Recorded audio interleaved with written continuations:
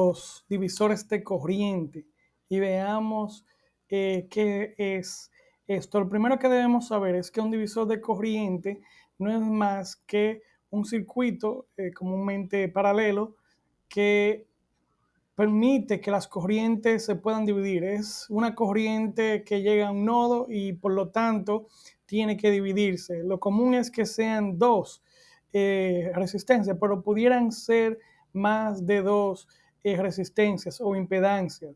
Entonces, lo que se quiere saber es cuando la corriente llega a un nodo, cómo se divide o cómo está dividiéndose las corrientes entre los diferentes nodos. Por ejemplo, como en este caso, donde la corriente llega a un nodo. Recordemos que un nodo es un punto donde se conectan dos o más elementos. Por lo tanto, aquí podemos ver cómo al entrar en este punto, pues va a dividirse, tal y como si fuese una tubería, y en esa tubería hay una unión donde se conecta con otras diferentes tuberías de diferentes grosores, por ejemplo, y donde cada caudal sería diferente. Aquí la idea es la misma. Tenemos una corriente que va a entrar a un nodo y la corriente va a dividirse. Y aquí sale la ley de Kirchhoff de la sumatoria de las corrientes en un nodo es igual a cero. Entonces, ¿qué es lo que vemos con un divisor de corriente? Al igual que con un divisor de voltaje, hay toda una fórmula ya, digamos así, descrita que nos permite ver qué corriente irá por cada rama de forma sencilla. En este caso podemos ver que si quisiéramos la corriente que está pasando por la resistencia 1, solamente deberíamos decir la resistencia por donde no quiero la corriente. Sí, sé que es un poco extraño, pero es así. La resistencia por donde no quiero la corriente, que sería esta la que no quiero, entre la sumatoria de ambas multiplicado por la corriente total. O sea que necesitaríamos conocer ante todo la corriente total que está entrando o que se dirige hacia el nodo. Mientras que si quisiéramos saber la corriente en IR2 tendríamos que decir R1, que es la resistencia por donde no quiero la corriente, pudiera ser también una impedancia, la resistencia por donde no quiero la corriente entre las sumatorias de ambas resistencias multiplicado por la corriente total. A esto le llamamos divisor de corriente. Es una fórmula que nos permite saber básicamente cómo va a dividirse la corriente tan pronto llega a un nodo. Lo común es que estén en paralelo para que se pueda hacer esto, mientras que el divisor de voltaje, si recordamos, es en un circuito serie, el divisor de corriente es un circuito paralelo.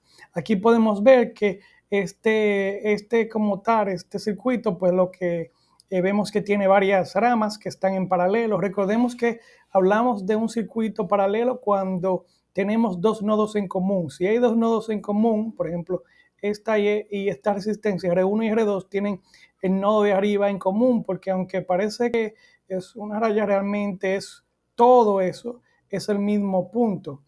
Lo mismo pasa aquí.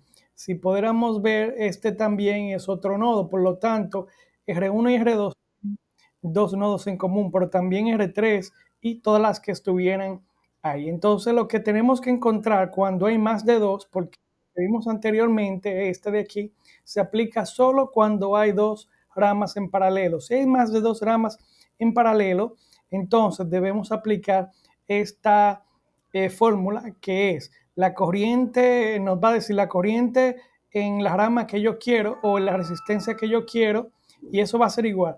La resistencia total, que va a ser, recuerden, el inverso de los inversos, entre la resistencia donde quiero la corriente multiplicado por la corriente total. Es un poco diferente a esta donde tendríamos, como habíamos visto, la resistencia donde no quiero la corriente entre la sumatoria de las dos, solamente aplicable a, a dos resistencias multiplicada por la corriente total. Mientras que esta que vemos aquí toma en consideración no solamente dos, sino mucho más de dos, donde tenemos la resistencia total entre R de X, tomando en consideración que en un circuito paralelo, la resistencia total es igual al inverso de los inversos. Aquí podemos ver, por ejemplo, cuando es 2, de nuevo, la misma historia que vimos hace un momento, donde la resistencia donde no quiero, o sea, conocer la corriente de una rama sería decir la resistencia por donde no quiero la corriente entre la sumatoria de ambas multiplicada por la corriente total. Eso es muy importante. Igual cuando quisiéramos saber la corriente en la otra rama o en la otra resistencia, sería la resistencia donde no quiero la corriente entre la sumatoria de ambas multiplicada por la corriente total. Aquí podemos ver un ejemplo cuando tendríamos tres resistencias que están en paralelo. Recuerden que el divisor de corriente está pensado para circuitos paralelos y el divisor de voltaje para ramas que están en serie. Entonces aquí podemos ver que en este punto va a entrar 12 miliamperes y que iríamos a saber qué corriente va a pasar por R1. Al ver esto, lo que estamos haciendo es que debemos encontrar la resistencia total. Recordemos que la resistencia total es 1 entre R1 más 1 entre R2 más 1 entre R3, o sea, el inverso de los inversos. Ya sabemos por simple análisis que según la regla, la resistencia total debe ser menor a 1 kilo ohmio, o sea, a 1000 ohmios, porque sabemos que en un circuito paralelo la resistencia equivalente siempre será menor a la menor de las resistencias en el conjunto, y la más pequeña en este caso de menor valor es la de 1 kilo ohmio, o sea que la resistencia equivalente va a ser menor a 1 kilo. Y aquí podemos ver entonces cómo realmente tenemos 873 ohmios, lo cual nos hace saber que es cierto, será menor a 1 kilo. Ya teniendo eso, pues lo que vamos a encontrar desde el principio, recordemos que para resolver un problema, lo primero que debemos saber es cuál es el problema. En este caso el problema es que no conocemos la corriente I1 y queremos saber. Sí sabemos la corriente total que está entrando al nodo, pero no sabemos qué corriente está pasando a través de la resistencia R1. Por lo tanto, lo que estaríamos haciendo en este caso es tomando esta fórmula donde tenemos a R total ya 873.01, o lo podemos dejar así mismo, 873 ohmios, multiplicado por la corriente total, que ya sabemos que es 12 miliamperes. Debemos recordar que hacer 12 miliamperes debemos decir 12 por 10 a la menos 1. O sea, no podemos multiplicar por 12 solamente, sino que es 12 por 10 a la menos 3, perdón, dije a la menos 1, 12 por 10 a la menos 3, lo cual sería igual a 0.012 miliamperes, o sea, 0.012 miliamperes, disculpen. O sea, que vamos a ver entonces que cuando lo dividimos entre la resistencia R1, que sería de 1000, ¿cierto? Entonces sería el equivalente a 10.48 miliamperes.